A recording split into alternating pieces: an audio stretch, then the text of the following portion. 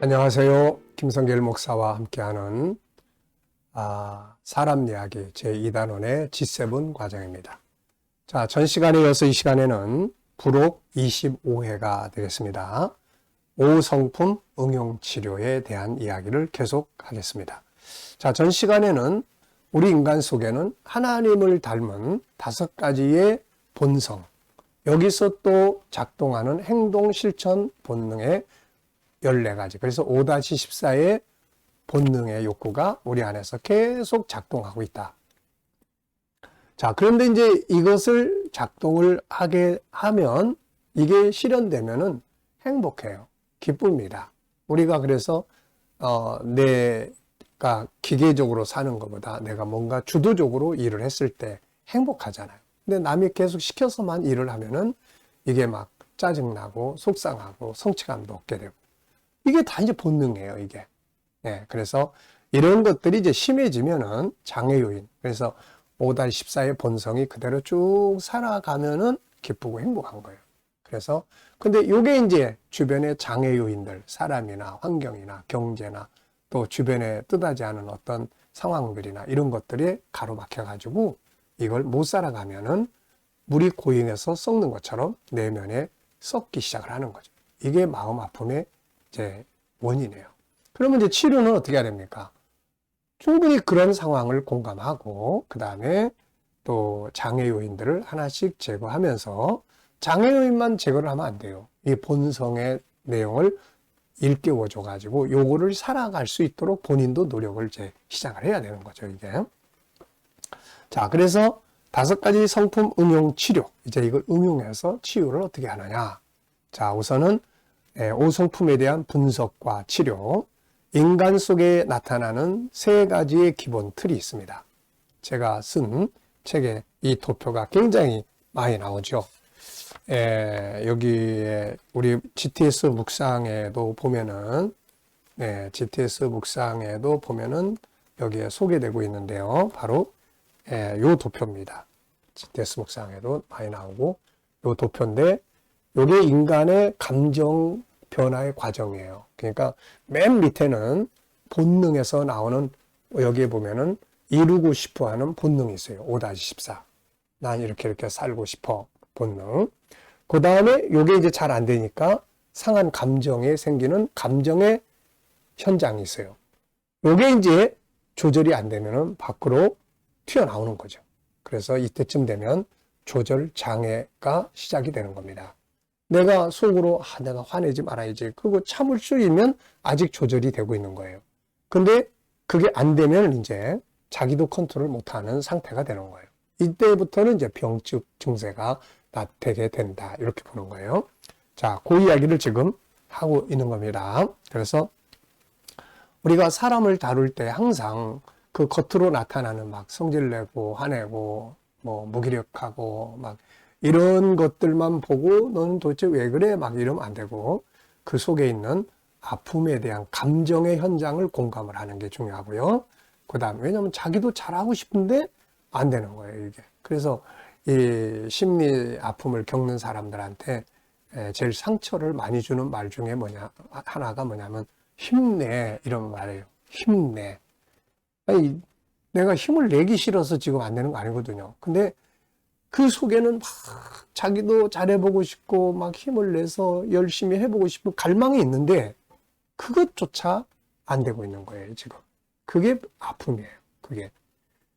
내가 힘내야지. 그리고 힘내서 가면 이거는 자연스러운 거지 이게 뭐 아픔이 될 게 뭐 있어요. 그러니까 건강한 사람의 입장에서는 그걸 이해를 못 하는 거예요. 그래서 힘내. 내가 도와줄게. 이런 말 자체가 자존심 상하고 막 속상하고 나는 왜 안 돼? 그러면서 더 자기를 괴롭히는 거예요, 이게. 그래서 우리가 아픈 마음을 가진 분들하고 이야기를 나누거나 함께 살아가게 될 때는 말에 대해서 굉장히 조심해야 됩니다. 나는 평범한데 그분은 평범하지 않다는 거. 이런 거예요. 자, 그래서 인간 속에 나타나는 3가지의 기본 틀. 가장 밑에 본성의 욕구, 그 다음에 장애 요인으로 인한 상처, 그 다음에 나타나는 현상. 이렇게 돼 있죠. 자, 그 다음에 이제 유일성입니다. 그래서 이 유일성이라는 성품을 가지고 어떻게 치료를 하느냐. 예. 자, 우선 유일성의 종기암이 있어요. 유일성의 종기암. 그래서 자, 유일성에는 세 가지가 있죠. 유일성 안에는 세 가지. 첫째가 종기암이에요. 그래서 이 종기암이 지금 깨져가지고 어느 정도 자기에 대한 종기암이 망가져 버렸는지 이런 걸 체크를 해야 돼요. 그 방법이 자신이 자기를 얼마나 학대하는지, 언어로 어떻게 학대하는지, 그래서 언어 조사도 하고 매일 자기 사용 언어 검사도 하고, 그 다음에 자기를 존중히 여기는 언어들, 존귀하게 만들어주는 언어들을 찾아서 사용하게 해주고, 또 상대방 가족에게 무시당하고 있는지 요 검토 분석해서 화해를 하게 하거나 가족 상담을 통해서 그런 부분을 도와줄 수 있도록 요청을 하거나, 예, 그래서 존귀한 관계를 회복시켜 주는 거예요. 그리고 또 자기 존중법 15가지를 계속 훈련을 하게 해서 자기 스스로가 자기 존중함. 그래서 제가 어제 그 상담하는 그분에게도 지금 다른 사람들이 자매님의 그 수고와 희생을 몰라주는 것 때문에, 그런데 그분들은 전혀 개의치 않고 열심히 잘 살아가니까 그게 너무 서운하고 너무 속상하고 우울해지는 거예요. 그래서 이제는 다른 사람으로부터 오는 그 인정해주고 위로해주고 이것도 필요하지만 더 중요한 건 내 스스로가 나를 위로해 주는 겁니다. 그래서 자기에게 편지 쓰는 거, 자기가 잘하는 일들을 찾아서 자기가 잘하고 있다는 걸 인정해 주는 거, 이런 것들을 하도록 이렇게 이야기를 해주죠. 그러니까 이런 게 굉장히 중요한 거예요. 자기 칭찬, 잘한 일 찾아서 칭찬하기. 하루에 한 서너 가지씩 내가 잘했다고 생각되는 거 찾아서 스스로를 칭찬해주고 하는 걸. 이게 이제 직접 코치 형태의 상담을 하면 그런 걸 이제 카톡으로 보내게 합니다. 자, 오늘도 3가지만 잘한 거 있으면은 잘했다고 생각되는 것 좀 찾아가지고 나한테 보내주세요.